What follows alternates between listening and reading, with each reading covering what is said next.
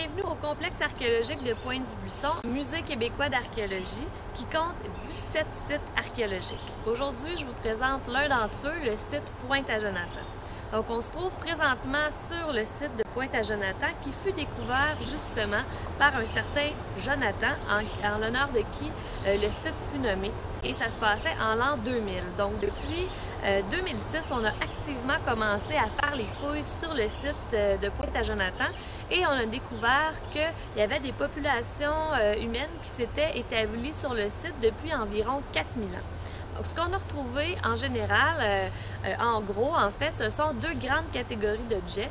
D'abord, des objets en pierre, donc une certaine variété d'outillages, des grattoirs pour nettoyer les pots, perçoirs pour percer des trous, pointes de flèches, pointes de projectiles.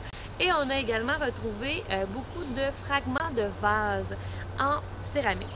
Et on a retrouvé parmi cette céramique-là, on a retrouvé une certaine abondance de rebuts de pâte. Ce qu'on appelle des rebuts de pâte en archéologie, ce sont des résidus de fabrication de vases. Donc, lorsqu'on fabrique un vase, on doit faire la cuisson, il y a plusieurs étapes de travail et on va produire ces petits rebuts de pâte-là.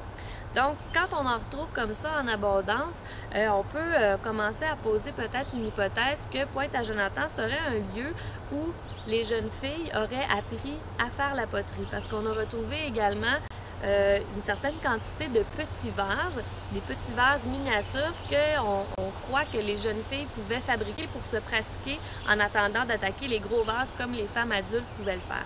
Donc, Pointe-à-Jonathan serait peut-être un lieu où, il y a plusieurs milliers d'années, on aurait eu comme ça des jeunes femmes qui se seraient exercées à faire la poterie.